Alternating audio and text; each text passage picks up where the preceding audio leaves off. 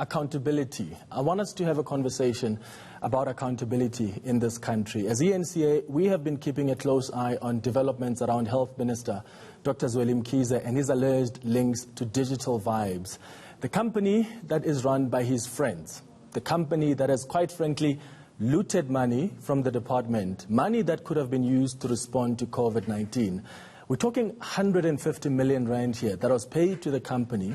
The company was appointed irregularly. The minister has denied personally benefiting from the money, but the Daily Maverick has exposed how over 90 million rand of the 150 million rand went to the minister's close associates, including his son. Some of the money went to paying for maintenance at a property owned by his family. Just one example of how money was looted. This same company charged 3.65 million rand just to organize Mkhize's appearance at the SABC, work that could have been done by the communications department in the Department of Health. But guess what? Dr. Mkhize is still the Minister of Health. The man who hired him, President Cyril Ramaphosa, doesn't seem to think it's important that the minister step aside, given the overwhelming evidence against him, while the SIU concludes its investigation. All he said yesterday was this.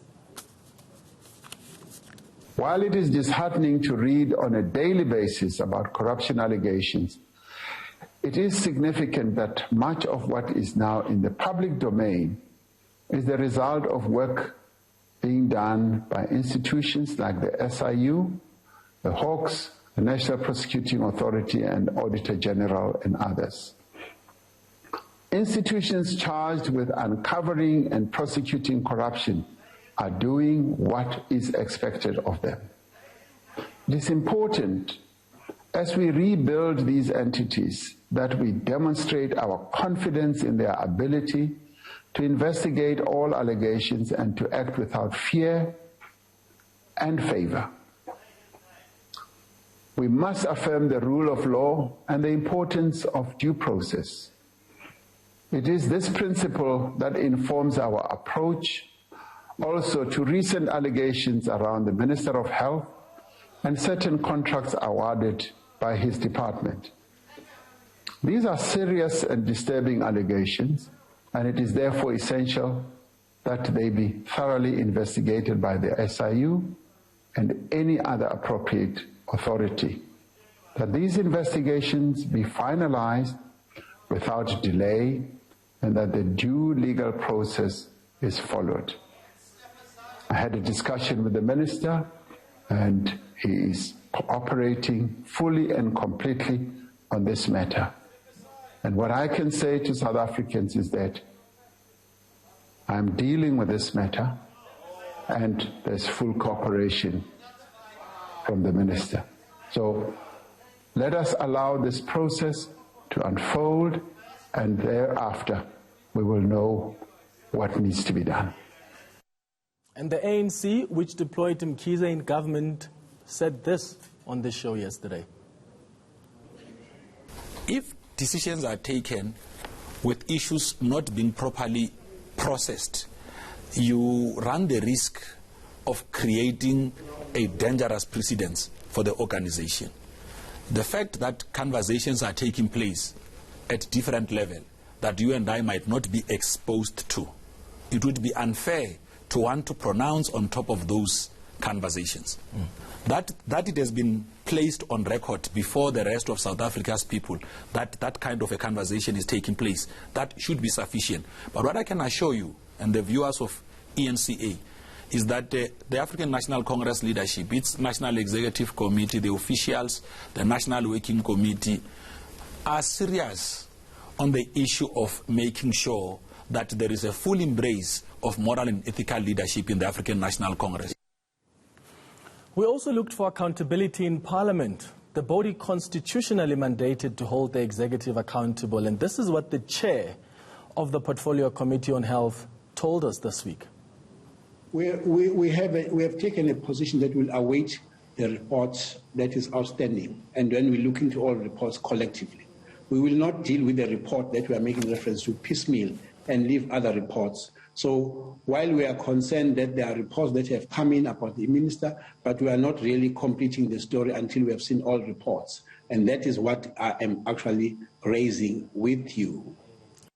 So basically, they didn't call the minister to come and account since the forensic investigation. And the revelations by the Daily Maverick, they haven't even read the forensic report yet. So if Parliament, the ANC, and the President don't seem to understand the magnitude of this corruption and how it warrants the minister to step aside while the SIU finalizes its investigation, then who is going to hold him accountable? Let's chat to political analyst Tessa Dooms now, who joins us via Skype. Tessa, thank you so much for your time on The Lead this afternoon. After listening to what the President said about this, what Parliament said, what the ANC said, do you think they understand the concept of ethical leadership and accountability? Hi, Clement. I can't hear you very well, but I think you were asking about ethical leadership and accountability. I think what we've seen with the ANC is that the ANC is substituting legal leadership and legal consequence for moral and ethical leadership. If we took moral and ethical leadership seriously in South Africa, within the political realm, we would actually see people who say, if there is a charge against me and something that questions my morality and my ethical standards, I will step aside in the genuine sense of the word to allow even those issues to be tested. This idea that we only wait for a court of law or a legal entity to pronounce on something before there's some kind of seriousness taken to the issue means that when there's a moral question on the table, the ANC don't respond. They don't think that that is serious enough for somebody to at least be suspended or be asked to step outside of the public realm in a time when really that person's credibility with the public is already been shaken to the core. And with the Minister of Health, this is a particularly bad time for that credibility to be called into question. What about the Health Department itself? I mean, they held a briefing that was addressed by the minister last week on the findings of this forensic report. And after they held that briefing, basically the DG has not been available for interviews. That briefing only lasted less than 40 minutes. They knew the minister was rushing to a cabinet meeting, and yet they decided to hold a briefing at that time and didn't take most questions from journalists, only picked about 3. The DG hasn't done interviews since the release of the report. The department lied and said the SIU advised them not to speak. The SIU told me yesterday that's a big lie. They're also not subjecting themselves to accountability. And yet, these are the people who owe taxpayers, their bosses, answers.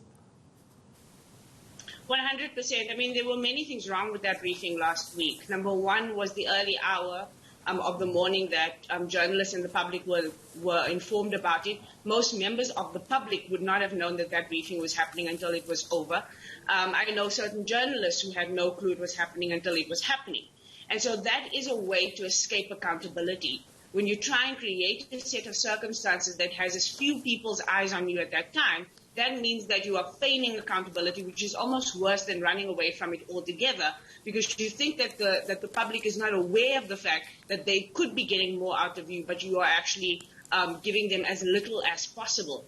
I think the second big thing that was wrong with that, besides the fact that questions were not really readily addressed and readily taken, is that the minister himself did not subject himself to a high standard during that briefing. He did not speak very much about the questions that were being raised about himself and his own character, except to say that he himself did not get direct money, which we are now seeing over the course of time is probably true. There's probably no money that directly went into his bank account. But that is a very low bar, because we know even in Parliament, even as members of Parliament, if you have associations and there are children or family members that are getting these kinds of benefits, those benefits reflect on you as a minister, reflect on you as a member of Parliament. And so, again, we are seeing the bar being kept very low for accountability. And in this case, again, I say it's almost disingenuous to say that we're giving you as much as we can, when actually that we're being lied to and we're being fed crumbs instead of having real accountability from somebody as high-ranking as a minister in the country.